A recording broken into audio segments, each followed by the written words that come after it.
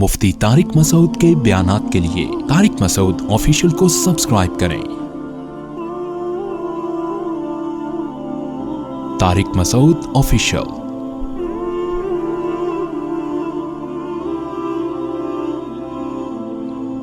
تو مجھے T V anchor نے بہت پھنسانے کی کوشش کی کہ مدرسوں میں بد اخلاقی ہوتی ہے، مدرسوں میں یہ ہوتا ہے۔ میں اللہ کی قسم اٹھا کے کہتا ہوں، میں اسکولوں میں زیادہ پٹا بھی ہوں، لڑکوں کو پٹتے ہوئے بھی دیکھا ہے، مدرسے میں نہیں پٹا۔ لیکن میں یہ بات اس لیے بیان نہیں کر رہا کہ لوگ اسکول اور مدرسوں کا کمپیئر نہ شروع کر دیں۔ ہمارا مقصد اسکول کو بدنام کرنا نہیں ہے، لیکن اپنا بڑے سے بڑا جرم بھی ٹھنڈے پیٹوں پی جاتے ہیں، اور مدرسے کا ایک واقعہ یا چند جزوی واقعات، 25-30 ہزار مدرسے ہیں، ان 25-30 ہزار مدرسوں میں اگر 2-4 واقعات آپ کے سامنے آ جائے تو کیا مطلب ہر مدرسے میں ایسا ہی ہو رہا ہے اور صبح شام یہی ہوتا رہتا ہے؟ ہم جب اسکول میں 9th کلاس میں جاتے تھے نا، ہمارے کلاس فیلوز موجود ہیں، تو ہمارے جو پی ٹی کے ماسٹر ہیں وہ ڈنڈا ہاتھ میں لے کے کھڑے ہوتے تھے، اور 90s کے دور کے جتنے اسکول ہیں ان سب کا یہی حال ہے تقریباً۔ کلاس میں داخل ہونے سے پہلے ڈنڈے 5-6 تو ہی لگتے تھے۔ پھر ہمارے ایک سائنس کے ٹیچر تھے، اللہ ان کی عمر میں برکت دے، اگر حیات ہیں، اگر انتقال ہو گیا تو اللہ ان کی مغفرت فرمائے، بہت ذمہ داری سے پڑھاتے تھے، مارتے بے تحاشا تھے وہ، ایسے ہمیں مرغا بنا کے، ذرا سے کوئی مسٹیک ہوئی تو ہیلی کاپٹر بنتے تھے ہم لوگ، بغیر چیئر کے بیٹھنا، بغیر کرسی کے بٹھا دیا اور ڈنڈوں سے رانیں نیلی ہو جاتی تھیں ہماری۔ لیکن ہم نے نہ ان ٹیچروں کے خلاف کبھی نیگیٹو ہمارے ذہن میں خیال آیا، کیونکہ ہم نے سنا ہوا تھا استاذ کی مار ایسے ہے جیسے کھیتی کے لیے پانی، بس۔ نہ کبھی گھر میں شکایت کا تو سوال ہی پیدا نہیں ہوتا تھا، کیونکہ گھر میں کرتے تو پٹتے۔ ابا کہتے تم استاذوں کی شکایتیں کر رہے ہو، تمہیں شرم نہیں آتی؟ میں نہیں کہہ رہا کہ روز ایسا ہوتا تھا، کبھی کبھار، اور سب کے ساتھ ہوتا تھا، سب کے ساتھ ہوتا تھا۔ نہیں ہونا چاہیے، میں اس کا بھی قائل ہوں، اس طرح مارنا نہیں چاہیے، لیکن کسی مدرسے میں اگر کوئی ایسا واقعہ سامنے آ جاتا ہے، غیر اخلاقی حرکت یا مار پیٹ کا، تو اس کی وجہ سے مدرسوں کے پہ کلپ ہنس کے اور خوش ہو کے کلپ بنانا کہ دیکھا ہم تو کہتے تھے مدرسے ایسے ہوتے ہیں، دیکھا ہم تو کہتے تھے، یہ تکبر ہے، اس کی آپ کو دنیا میں سزا مل سکتی ہے، اللہ آپ کو ذلیل کر سکتا ہے، رسوا کر سکتا ہے۔ تو انسان کو نا حد سے آگے نہیں بڑھنا چاہیے۔ جب آپ دوسرے کے عیب نکال رہے ہوتے ہو تو اس میں بزبان حال آپ یہ کہہ رہے ہوتے ہو کہ میں بہت اچھا ہوں، آپ زبان سے نہیں کہتے لیکن بزبان حال یہ دعویٰ کر رہے ہوتے ہو، اور یہ دعویٰ اللہ کو بالکل بھی پسند نہیں ہے۔ حدیث میں آتا ہے الکبریاء ردائی، تکبر میری چادر ہے، جو اسے کھینچنے کی کوشش کرے گا میں لڑوں گا اس سے۔ اللہ اپنے علاوہ کسی کو نہیں رکھتا باقی۔ تو اس لیے یہ جو واقعہ اسکینڈل آیا، اس میں اب مدرسوں کے خلاف ایسے کلپ بازیاں ہو رہی ہیں، لوگ مزے چس کے، جیسے ان کو خوشی ہوئی ہے، ان کو بہت خوشی ہوئی کہ یہ واقعہ ہو گیا۔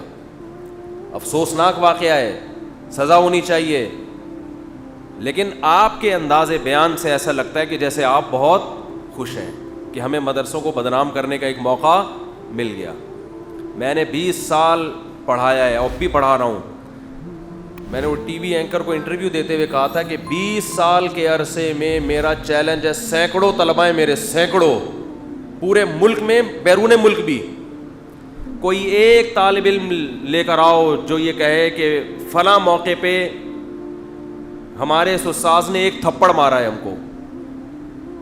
اور یہ میرا دعویٰ نہیں ہے، آپ کو مدرسے کے سینکڑوں اساتذہ یہی دعویٰ کرتے ہوئے نظر آئیں گے، کوئی ایک لے کر آؤ۔ تو اور ہم نے جن اساتذہ سے پڑھا وہ ادھر ہی مدرسوں کے ہی فارغ ہیں، انہوں نے بھی ہمیں کبھی نہیں مارا، وہ انہی مدرسوں سے فارغ ہیں، جامعہ فاروقیہ، کچھ بنوری ٹاؤن سے، کچھ دارالعلوم کرنگی سے، کچھ جامعہ اشرفیہ لاہور والا، تو انہی مدرسوں سے فارغ ہیں جو۔ اور میں جب مدرسے گیا تو میں نے اپنے اسکول کے ٹیچرز کے اخلاق کو بھی دیکھا اور مدرسے کے ٹیچرز کے، زمین آسمان کا فرق تھا علماء کے اخلاق میں اور اسکول ٹیچرز کے۔ وہ بھی اچھے تھے، میں نہیں کہہ رہا وہ خراب تھے، وہ میرے لیے قابل احترام ہے، لیکن جو ہم نے ایمانداری اور اخلاق مدرسے کے اساتذہ میں دیکھا وہ ہمیں اسکول میں اسکول میں ایسے ٹیچرز بہت تھے جو بد اخلاقی سے بات کرتے تھے، مدرسے میں ہمیں ایک بھی نظر, مجھے کم از کم ایک بھی نظر نہیں آئے. میں جب گیا نا مدرسے کا پہلا دن تھا تو ہمارے ٹیچر ایسے بات کرتے تھے, آئیے بیٹھیے کھائیے, اس طرح کے الفاظ میں ایسی شائستگی تھی ان کے. اور ذمہ داری سے پڑھانا, تنخواہیں کتنی, تنخواہیں انتہائی معمولی, انتہائی معمولی. جو کہتے ہیں نا بعض لوگ الزام لگاتے ہیں علماء بزنس کلاس میں سفر کرتے ہیں, یہ ہزاروں میں لاکھوں میں چند ہوتے ہیں جن کا اللہ نے کوئی کاروبار میں برکت دی ہوتی ہے, یہ لاکھوں میں چند ہوتے ہیں. 99% علماء جو مدرسوں میں پڑھا رہے ہیں ان کی تنخواہیں 10,000 8,000, جس میں پورے پورے گھر چلا رہے ہوتے ہیں وہ. یہ فیسلٹی گورے کے پاس نہیں ہے. عیسائیوں میں پادری اسلام کے لیے اتنی محنت بولو نہیں کرتے, جو اسلام کو زندہ رکھنے کے لیے بر صغیر, خاص طور پہ بر صغیر کے علماء نے محنت کی. آپ کو چاہیے تھا آپ ان کے پاؤں دھو کے پیتے کہ یار 8-8 9-9 ہزار تنخواہوں میں آپ کیسے 20-20 30-30 سال بخاری پڑھاتے ہو, آپ فقہ کی کتابیں پڑھاتے ہو, آپ حدیث کی کتابیں پڑھاتے ہو, اور کتنی محنت سے. میں گواہ ہوں, اللہ کی قسم اٹھا کے کہتا ہوں کہ میں نے جتنے اساتذہ اب تک دینی مدرسوں میں دیکھے ہیں کتابوں کے, ان سے زیادہ محنت کرنے والا میں نے اسکولوں میں نہیں دیکھا. اسکولوں میں میں نے ایسے ٹیچرز دیکھے تھے جو صبح آتے تھے, ان کو خود نہیں پتا ہوتا تھا ہم نے کیا پڑھانا ہے, کوئی لیکچر کی ان کی تیاری نہیں ہوتی تھی, گپ شپ کر کے چلے جاتے تھے. ایسے میں نے ٹیچرز دیکھے اسکولوں میں, اپنے اسکول میں دیکھے ہیں, اپنے کالجز میں دیکھے ہیں, اچھے بھی دیکھے ہیں جو بہت ذمہ داری سے پڑھاتے تھے. لیکن مدرسے میں میں نے ایک ٹیچر بھی درجنوں ٹیچروں میں نہیں دیکھا جو ٹرخاتے ہو طلبا کو. رات کو جو سبق پڑھانا ہوتا ہے پہلے خود اس کی اچھی طرح تیاری. اس کا تصور نہیں ہے ہمارے دینی مدارس میں کہ استاذ نے کل کوئی لیکچر دینا ہے اور پریپریشن کے بغیر جا کے وہ لیکچر دینا شروع کر دے. اس میں اگر کوئی برائی, کچھ جزوی واقعات برائی کے مل جاتے ہیں, جو ہوتے ہیں ہر جگہ ہوتے ہیں. دیکھو دنیا میں کتنی مضبوط قانون سازی ہو, کتنی اچھی تربیت ہو, برائی کم تو ہوتی ہے, ختم کبھی بھی نہیں ہوتی. یہ اصول یاد رکھیں. برائی ختم اگر آپ چاہیں گے نا ختم ہو جائے, تو اس کا مطلب تو پھر شر اور خیر جو اللہ نے دونوں کو ساتھ چلانا ہے وہ سیٹ اپ تو ختم ہو گیا نا. تو موقع مل گیا لوگوں کو اس اسکینڈل کے بعد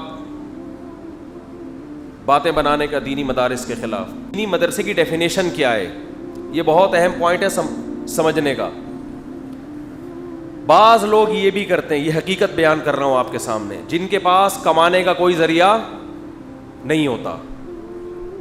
ایسے بھی لوگ ہیں, کمانے کا کوئی ذریعہ نہیں ہوتا. وہ کیا کرتے ہیں, شہروں کا رخ کرتے ہیں.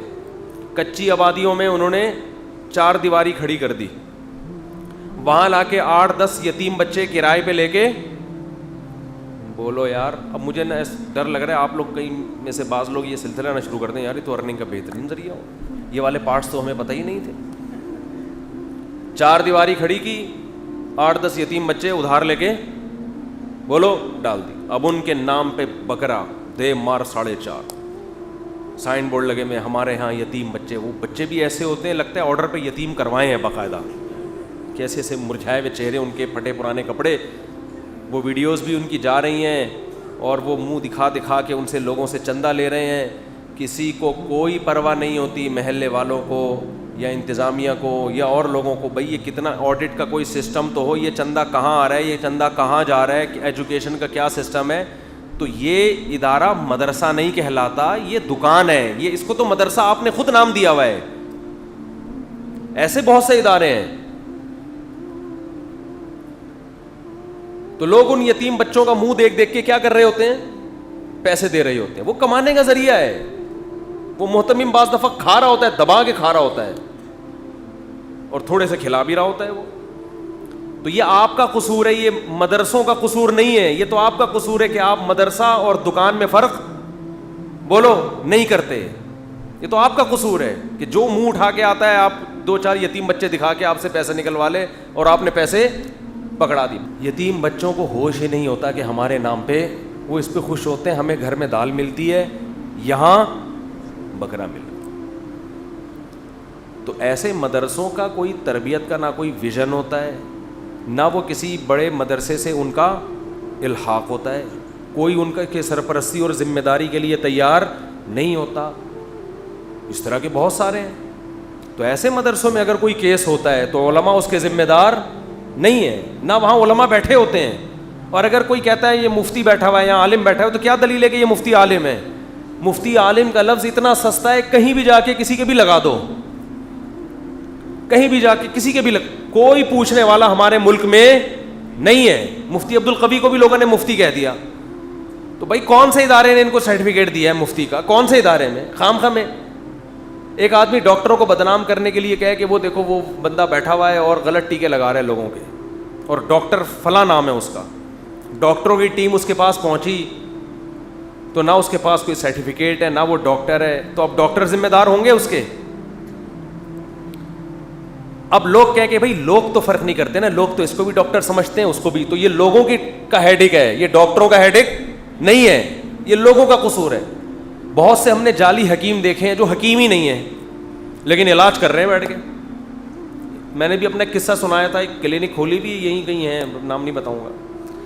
میں چلا گیا, میرا پیٹ ہی ٹھیک نہیں ہو رہا تھا بہت عرصے سے, تو میں ان کے پاس چلا گیا. انہوں نے پتہ نہیں کون سی دوائیں مجھے دیں, میں جانتا بھی تھا ان دواؤں کے بارے میں. مجھے کہتے ہیں آپ کا یورک ایسڈ بڑھا ہوا ہے. وہیں پھینک دو بیٹھے بیٹھے. اتفاق سے یورک ایسڈ میں ٹیسٹ کرا چکا تھا چند دن پہلے, 2-4 دن پہلے, وہ ٹھیک تھا بالکل. ان کو نہیں پتا تھا. وہیں نا, تاکہ انسپائر ہوگا انسان, ارے بھائی ان کو تو یورک ایسڈ کا بھی پتہ ہے یار, یہ تو میڈیکل سائنس بھی پڑھی ہوئی ہے انہوں نے. کہہ رہے ہیں ایکچولی آپ کا یورک ایسڈ بڑھ گیا. میں نے کہا میں نے تو ابھی ٹیسٹ کروایا ہے بھائی, 2-4 دن پہلے بالکل صحیح تھا. کہہ رہے ہیں بھائی 2 دن میں اوپر نیچے ہوتا ہے, یوں جاتا ہے یوں آتا ہے. میں نے کہا پھینکنے پر گورنمنٹ کی طرف سے کوئی پابندی نہیں. اب آپ کو حکیم برے ہوتے ہیں. تو بھائی ہم تو کلینک دیکھ کے گھس گئے, مطلب دیکھ کے اس کا دوا خانہ, اور اس سے زیادہ میں بیچارہ کیا کرتا, میرے پیٹ ہی صحیح نہیں ہو رہا. اب ہو گیا الحمدللہ. پراٹھے نہیں چھوڑیں گے تو یہی ہوگا نا. اب صحیح ہو گیا, پراٹھے پھر بھی کھائیں الحمدللہ. تو بھائی یہ اصل تو یہ ہے کہ اس کو یہاں بٹھایا کس نے ہے, کون ہے اس کی ذمہ داری لے رہا ہے. کوئی بھی مطلب کھول کے بیٹھ جائے تو حکیم تھوڑی بن جائے گا.